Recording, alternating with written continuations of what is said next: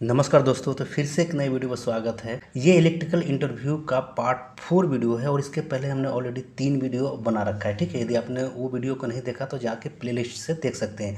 और इस सेशन में हमने क्या रखा है कि जो top 10 electrical interview question answer होते हैं और साथ में एक एक कॉन्सेप्ट को समझाता भी आपको, ताकि आपका जो कॉन्सेप्ट है बिल्कुल क्लियर हो जाए। तो चलते हैं। सबसे पहले जो हमारा फर्स्ट क्वेश्चन है कि मोटर का रेटिंग किलोवाट में क्यों होता है। देखिए दोस्तों, क्या होता है कि जो हमारा मोटर होता है, मोटर के ऊपर देखे होंगे लिखा हुआ कि किलोवाट में लिखा हुआ है। ऐसा इसलिए होता है कि मोटर का मेन काम क्या होता है, रोटेशन प्रोड्यूस करना। इसके अंदर में जो रोटर लगा हुआ है, जो रोटर का शाफ्ट है, ये क्या करता है, घूमता है इसमें। ठीक है, और इसमें दो तरह का पावर का इस्तेमाल किया जाता है। एक होता है हमारा इसमें एक्टिव पावर और दूसरा होता है रिएक्टिव पावर। लेकिन जो मेन रोल होता है इस मोटर को घुमाने में, वो एक्टिव पावर का होता है। एक्टिव पावर यानी क्या होता है, रियल पावर होता है। और रियल पावर को हम क्या बोलते हैं, किलोवाट बोलते हैं। सिंपल सा जवाब है, एक्टिव पावर का इस्तेमाल होता है जो कि मोटर को इलेक्ट्रिकल एनर्जी से मैकेनिकल एनर्जी में कन्वर्ट करके देता है। ठीक है, इसीलिए क्या होता है कि जो हमारा मोटर है, मोटर का रेटिंग किलोवाट में होता है। तो क्लियर हो गया होगा कि मोटर का रेटिंग किलोवाट में क्यों होता है। चलिए अब हम नेक्स्ट क्वेश्चन की तरफ चलेंगे। तो नेक्स्ट क्वेश्चन हमारे पास है कि मेगर का प्रयोग किस लिए किया जाता है। ये जो हमारे पास है ये डिजिटल मेगर है। किसी किसी में आप देखेंगे कि इस टाइप का ये एक निडल भी लगा होगा, तो इस टाइप से ये चलता है। ठीक है, तो इसमें आप एक लाइन में इसका जवाब दे सकते हैं कि जो हमारा वायर होता है, ठीक है, वायर होता है या फिर हमारे पास जो केबल होता है, उस केबल का इंसुलेशन टेस्टिंग के लिए मेगर का इस्तेमाल करते हैं। और ये इंसुलेशन टेस्टिंग किस में करता है, ये रेजिस्टेंस में। ठीक है, यदि पूछता है आपसे तो आप सीधा सीधा जवाब देना है कि जो हमारे पास जो मेगर है, मेगर से हम केबल का या फिर वायर का इंसुलेशन टेस्टिंग करते हैं। और किस चीज़ में टेस्टिंग करते हैं, वो रेजिस्टेंस का वैल्यू मेजर करके हम टेस्टिंग करते हैं। नेक्स्ट क्वेश्चन है कि 1 HP और 1 किलोवाट में कितना वाट होता है। तो आप ये समझ लीजिए कि जो हमारा 1 HP होता है उसमें होता है 746 वाट। ठीक है, और उसके बाद जो हमारा 1 किलोवाट होता है इसमें होता है 1000 वाट। ठीक है, क्लियर हो गया। ये बहुत ही आसान क्वेश्चन था। उसके बाद चलते हैं फिर नेक्स्ट क्वेश्चन की तरफ। तो हमारा जो नेक्स्ट क्वेश्चन है कि स्टार डेल्टा स्टार्टर क्यों प्रयोग किया जाता है। तो सबसे पहले आप जान लीजिए कि स्टार डेल्टा जो होता है उसमें 3 कॉन्टेक्टर का यूज किया जाता है। एक होता है इसमें मेन कॉन्टेक्टर, एक होता है इसमें डेल्टा कॉन्टेक्टर, एक होता है स्टार कॉन्टेक्टर जिसका ये शॉर्ट किया रहता है। ठीक है, जितने भी हमारे 10 HP के ऊपर के जो मोटर होता है उन सब हम क्या करते हैं, उसमें हम स्टार डेल्टा स्टार्टर का यूज करते हैं। देखिए क्या होता है, मोटर के स्टार्टिंग करंट क्या होता है, फुल लोड जो हमारे पास करंट होता है जिसको हम FLC बोलते हैं। तो जब हम शुरू में स्टार्ट करते हैं तो अपने फुल लोड करंट से 6 से लेके 7 गुना ज़्यादा करंट वो लेता है। ठीक है, जब हम स्टार डेल्टा स्टार्टर का यूज करते हैं तो क्या करता है, स्टार्टिंग में वोल्टेज को कम कर देता है। ठीक है, जिसके कारण क्या होता है, मोटर के अंदर टॉर्क है, टॉर्क भी कम हो जाता है। जब टॉर्क कम प्रोड्यूस होता है जिसके कारण क्या होता है, हम करंट को भी कम कर पाते हैं। यानी कि हमारा जो वोल्टेज हो गया, टॉर्क हो गया और करंट, ये तीनों को कम कर देते हैं जब हम स्टार डेल्टा स्टार्टर का यूज करते हैं। इंटरव्यू में इतना सारा आपको नहीं बोलना है, आपको बस एक लाइन में ये बोल देना है कि स्टार डेल्टा स्टार्टर का यूज हम इसलिए करते हैं ताकि स्टार्टिंग वोल्टेज, करंट और टॉर्क को कम कर सके। ठीक है, हमारे पास जो नेक्स्ट क्वेश्चन है, कॉन्टेक्टर और रिले में क्या अंतर है।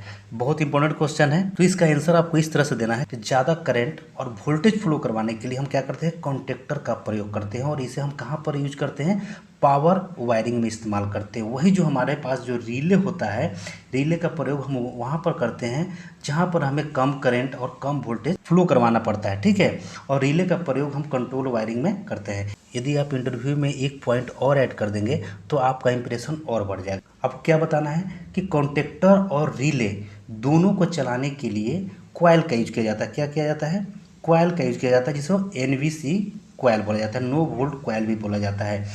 हमारा जो कॉन्टेक्टर है, कॉन्टेक्टर के अंदर AC DC दोनों आता है, और जो हमारा रिले है AC DC दोनों आता है। ठीक है, तो आप हमारे पास जो नेक्स्ट क्वेश्चन है कि MCC और PCC इलेक्ट्रिकल पैनल में क्या अंतर है। तो बहुत इंपॉर्टेंट क्वेश्चन है।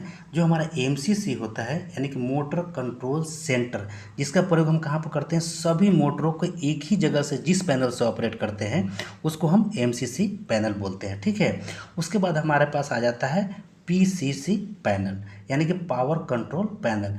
जैसे कि मान लीजिए कि हमारे पास जो ट्रांसफार्मर हो गया या फिर DG हो गया, जो जनरेटर होता है, उसका जो आउटपुट निकला वहाँ से, तो सबसे पहले कहाँ पर जाता है, वो PCC जो हमारा पास कंट्रोल होता है, यानी कि पावर कंट्रोल पैनल में, और उसके बाद हम क्या करते हैं कि वहाँ से डिस्ट्रीब्यूट करते हैं अलग अलग जहाँ पर जितना ज़रूरत है। और डिस्ट्रीब्यूट किस चीज़ से करते हैं, यहाँ पर हम AC भी लगाते हैं, एयर सर्किट ब्रेकर लगा देते हैं, उसके बाद VC भी लगा देते हैं, उसके बाद OC भी लगा देते हैं। इस टाइप से आगे हम डिस्ट्रीब्यूट कर देते हैं अपने पावर। उसके बाद हमारे पास नेक्स्ट क्वेश्चन है कि हाई वोल्टेज और हाई करंट को मेजर करने के लिए हम कौन सा इलेक्ट्रिकल कंपोनेंट का प्रयोग करते हैं। तो इसका आंसर आप ध्यान से सुनिएगा।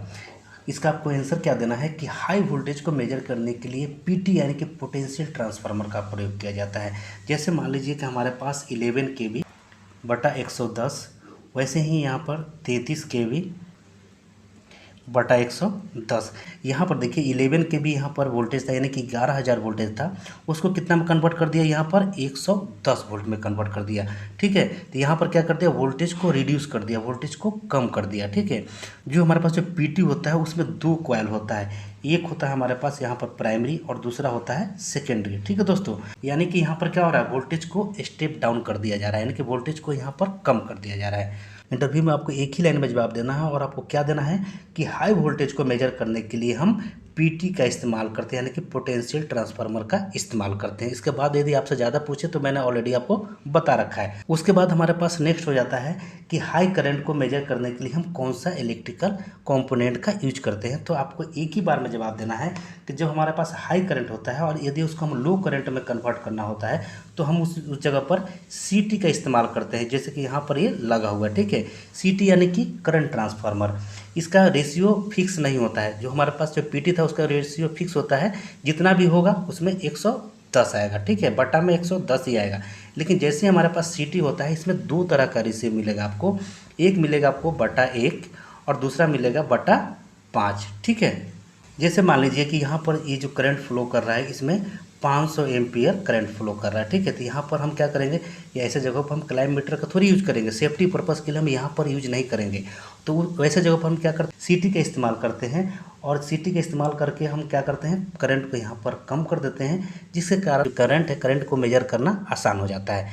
ठीक है दोस्तों, हमारे पास जो नेक्स्ट क्वेश्चन है कि VFD मोटर का स्पीड कैसे कंट्रोल करती है। यहाँ पर जो आप देख रहे हैं कि ये क्या है, VFD। इसका आंसर आपको बहुत ही इजी वे में देना है कि जो हमारा VFD होता है उसका फुल फॉर्म होता है वेरिएबल फ्रीक्वेंसी ड्राइव, जो क्या काम करता है, फ्रीक्वेंसी को कम करता है। इंडिया की फ्रीक्वेंसी हमारे पास कितना है, 50 हर्ट्ज है। ठीक है, अलग अलग कंट्री का अलग अलग फ्रीक्वेंसी हो सकता है, लेकिन जो हमारा इंडिया का फिक्स फ्रीक्वेंसी है 50 हर्ट्ज है। यानी कि फ्रीक्वेंसी को कम या ज़्यादा करके हम मोटर का स्पीड का कंट्रोल करते हैं। ठीक है, फिर अब चलते हैं लास्ट क्वेश्चन की तरफ। तो लास्ट क्वेश्चन है कि दोस्तों AC सप्लाई में 3 फेज होता है, तो DC में कितने फेज होता है। ये बहुत कंफ्यूज करने वाला क्वेश्चन है, और इसका आंसर मैं ही बता देता हूँ, आप लोग कमेंट बॉक्स में खुद से भी ट्राई कीजिएगा।